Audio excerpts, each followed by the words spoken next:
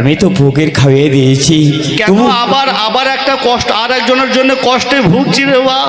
কেন আব্বাজান, কার জন্য? ওই ছোটবেলায় 6 মধ্যের মায়ের সাথে ধরা পড়েছিলাম রে।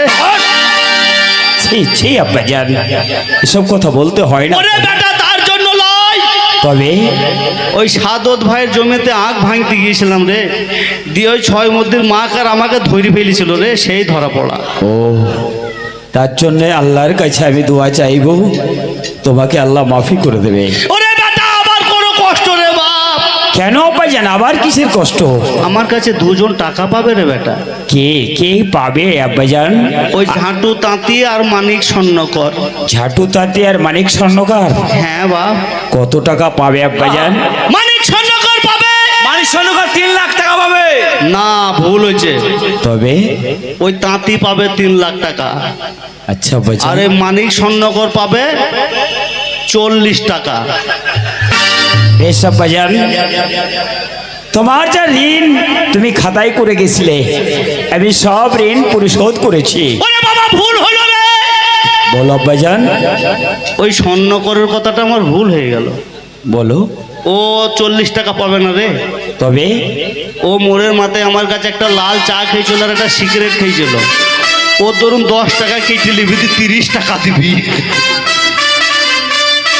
বেশ, আমি 10 টাকা কেটে 30 টাকা দেবো আব্বাজান। আর ওই মানিক স্বর্ণকরের ওই ঝাঁটু তাঁতি 3 লাখ টাকা যেন দিয়ে দিস। বেশ, তাই দেব। হ্যাঁ বাবা, আমি যখন সব ঋণ তোমারে শোধ করেছি, আমি শান্তি পাচ্ছি না রে বাবা। বেশ, তোমাকে শান্তি রাখার জন্য আমি ঝাঁটুতাতির টাকা আর স্বর্ণকারের টাকা দিলেই আমি সব ঋণ থেকে মুক্ত করে আমি তোমাকে বেহেশতে পাঠিয়ে দেবে আল্লাহ যাবা তোমায়। দিদিকা টাকা কটা দিকা রে। বেশ, তাহলে আমি টাকা ওদের শোধ করে দিচ্ছি আব্বাজান। আমি এখন যাচ্ছি, আর আমি জানি কি আমি 4টে ডিম সিদ্ধ করে রাত্রি 8টার সময় তোমার কাছে পাঠিয়ে দেবো আব্বাজান। একটা বিড়ি আর একটা ডিশ লাই, শুধু দিস। বিড়িয়া দিসলাই? হ্যালো। তুমি কবরে বিড়ি খাবে আব্বাজান? ও এখন গরমের সময় তো মশা লাগছে, মশা তাড়া বুঝা। আচ্ছা বাবা জান, তাই দেবো। বিড়ি লাইটও আমি পাঠিয়ে দেবো। হ্যাঁ, হ্যাঁ। তাহলে আমি এখন আসি আব্বাজান। শালার বেটা শালা,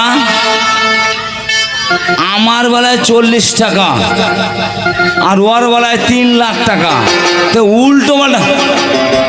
তোমায় আমি কবর থেকে ডাকবো না বন্ধু, এই কবরে তুমি পড়ে থাকো, আর ওই হাজির বেটার কাছ থেকে টাকা নিয়ে আমি বাংলাদেশ চলে যাব, তুমি খুঁজেই পাবা না। ওরে বাড়ির পাশে ওরে বেতের বেড়া,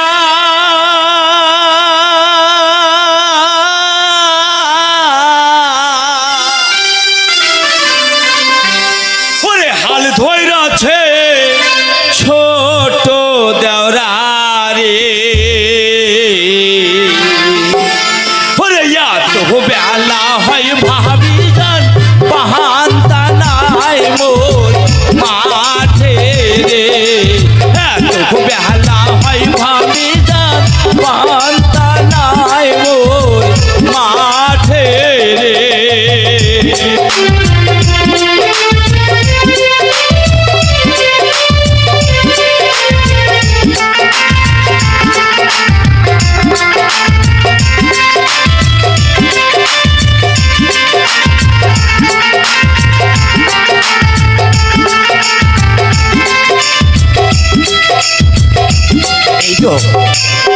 এই তো আমি এসে গেছি আমার আব্বাজানের কথা মতো। তাঁতি তাঁতি 3 লাখ আর ওই স্বর্ণকারের 30 টাকা আমি এই ব্যাগে ভর্তি করে নিয়ে এসেছি। কই বা? এই নিয়ে এই যে আমরা চলে এসছি, সব টাকা এর মধ্যে আছে। আছে? হ্যাঁ, ব্যাস 3,30,000 টাকা। 3,40,000 টাকা আছে বাপ।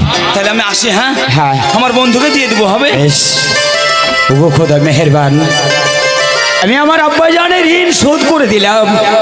এবার আমার আব্বাজানকে তুমি বেহেশতবাসী করো খোদা, বেহেশতবাসী করো।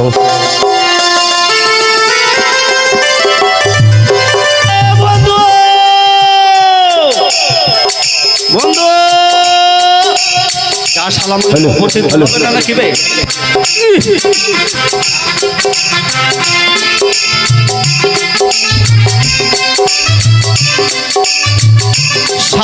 বলে আমার 3 লাখ টাকা, দেখ এবার কত বড় ঠকিয়ে দিয়েছি দেখ।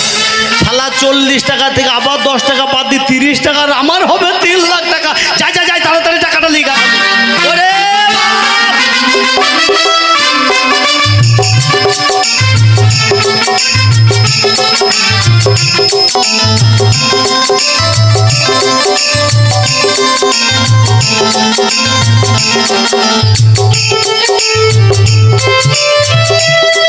হ্যালো হ্যালো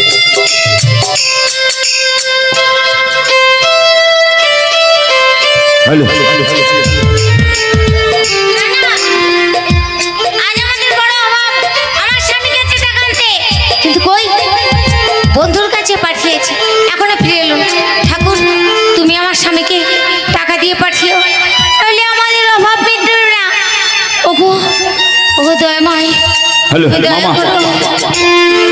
ওরে পান্তার বাটি হাতে লইয়া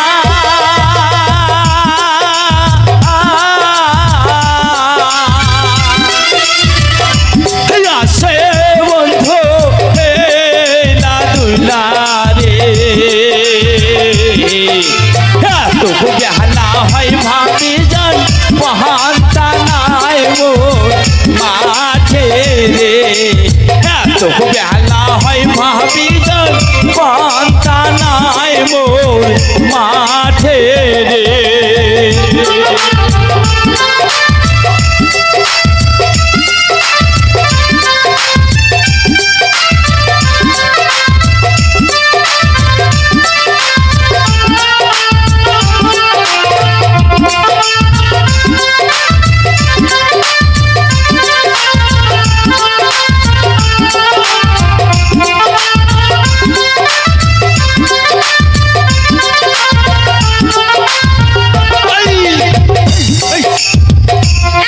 দরজা কেন তাড়াতাড়ি দরজা বন্ধ করো। স্বামী বন্ধ করে দিয়েছি? টাকা দেখো, টাকা টাকা দেখো। টাকা মানে এই এত বড় একটা ব্যাগ, এর মধ্যে টাকা? 3 লাখ 40 টাকা আছে। এত টাকা কোথায় পেলে? চিটিংবাজি